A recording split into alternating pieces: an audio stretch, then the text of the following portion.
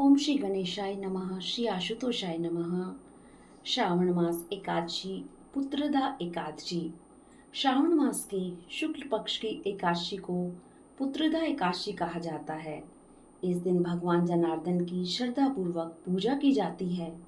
भक्ति पूर्वक इस व्रत को करने से सभी कामनाओं की पूर्ति होती है।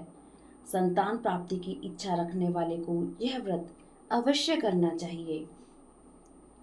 कामदा एकादशी की कथा समाप्त होने पर धर्मराज युधिष्ठिर ने श्रावण के शुक्ल पक्ष की एकादशी के बारे में भी वही सब प्रश्न किए। इसके उत्तर में भगवान कृष्ण ने कहा, हे पांडुपुत्र युधिष्ठिर, श्रावण शुक्ला एकादशी का नाम पुत्रदा है। मैं इसके बारे में एक प्राचीन कथा सुनाता हूँ, जिसके पढ़ने और सुनने मात्र से वाजपेयी यज्ञ का फल प्राप्त होता है। आप ध्यान पूर्वक इस कथा को सुनिए। द्वापर युग के आरंभ में महिष्मती नगरी में महीजित नाम का एक प्रतापी राजा राज्य करता था। उसका बहुत बड़ा राज्य था, परंतु कोई पुत्र न होने के कारण राजा महीजित को राज्य सुखदायक नहीं लगता था।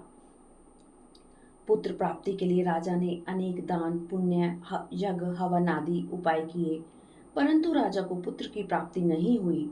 वृद्धावस्था आती हुई देखकर राजा अपनी प्रजा के प्रतिनिधियों और विद्वान ब्राह्मणों को बुलाकर कहने लगा, हे प्रजाजनों, मैंने इस जन्म में कोई पाप नहीं किया। मेरे खजाने में अन्याय से उपार्जन किया हुआ धन भी नहीं है, और ना ही मैंने कभी देव मंदिरों, सदगृहस्थों अथवा ब्राह्मणों का धन छीना है। किसी दूसरे की धरोहर भी मैंने कभी नहीं ली, और ना ही प्रजा पर अन्यायपूर्ण कोई कर लगाया है। मैं प्रजा का पुत्र के समान पालन करता हूँ तथा ब्राह्मणों और सन्यासियों को भरपूर दान देता हूँ। यद्यपि न्याय की रक्षा के लिए मैं अपराधियों को दंड देता हूँ, परंतु कभी किसी से घृणा भी नहीं की, सबको समान माना है। सज्जनों की सदा पूजा करता रहा हूँ। इस प्रकार धर्मयुक्त राज्य करते हुए भी मेरे पुत्र नहीं हैं। इस कारण मैं अत्यंत दुख पा रहा हूँ। इसका क्या कारण है? राजा महीजित की इस समस्या के निवारण हेतु प्रजा के प्रतिनिधि तथा मंत्रीगण वन में जाकर बड़े बड़े ऋषियों और मुनियों के दर्शन करते हुए किसी विद्वान तपस्वी की तलाश में लग गए। एक आश्रम में उन्होंने एक अत्यंत वयोवृद्ध धर्म के ज्ञाता, बड़े तपस्वी, परमात्मा में मन लगाए हुए, निर्हार, जितेंद्रिय, जितात्मा, जित क्रोध, सनातन धर्म के गूढ़ तत्वों को जानने वाले, समस्त शास्त्रों के ज्ञाता महात्मा लोमश मुनि को देखा। एक कल्प के व्यतीत होने पर एक रोम गिरता क्या लोमश ऋषि का इतना अधिक उसकी आयु थी। सबने जाकर लोमश ऋषि को प्रणाम किया और उनके सामने बैठ गए। उन्हें देखकर ऋषि ने पूछा कि आप लोग किस कारण से आए हैं? आप मुझे अपनी समस्या बताएं।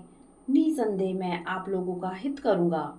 लोमश ऋषि के ऐसे वचन सुनकर सब लोग बोले, हे महर्षि, यद्यपि आप हमारी बात जानने में ब्रह्म से भी अधिक समर्थ हैं, मगर फिर भी हम अपनी व्यथा कहते हैं।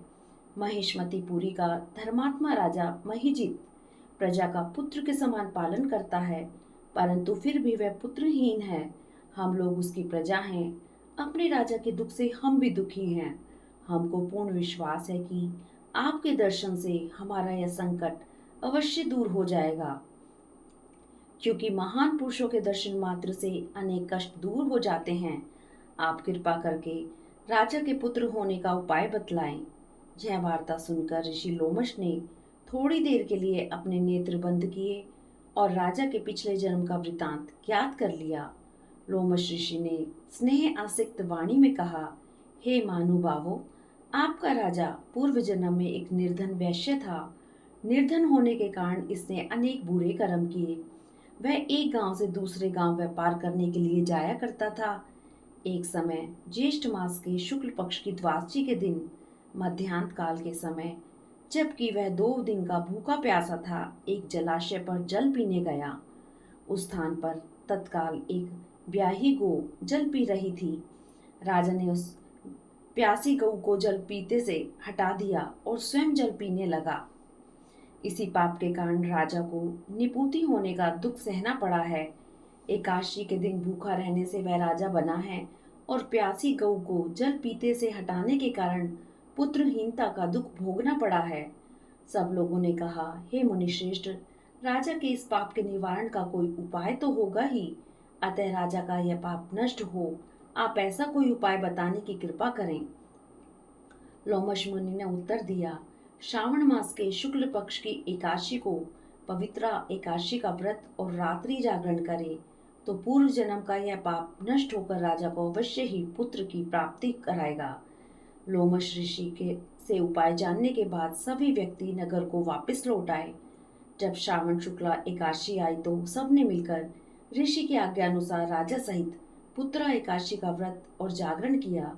इसके पश्चात द्वादशी के दिन इसके पुण्य का फल राजा को दिया गया। उस पुण्य के प्रभाव से रानी ने गर्भ धारण किया और प्रसव काल समाप्त होने पर उसके एक बड़ा तेजस्वी पुत्र उत्पन्न हुआ। अंत में भगवान कृष्ण ने कहा, हे राजन, इस श्रावण शुक्ला एकादशी का नाम पुत्रदा एकादशी है। अतः संतान के सुख की इच्छा रखने वाले इस व्रत को अवश्य करें। इसके महात्म्य को सुनने से मनुष्य सब पापों से मुक्त हो जाता है और इस लोक में संतान सुख भोग कर परलोक में स्वर्ग को प्राप्त होता है। हरिओम तत्सत। ओम नमो भगवते वासुदेवाय। वासुदेवाय हरि वासुदेवाय। ओम नमो भगवते वासुदेवाय। वासुदेवाय हरि वासुदेवाय।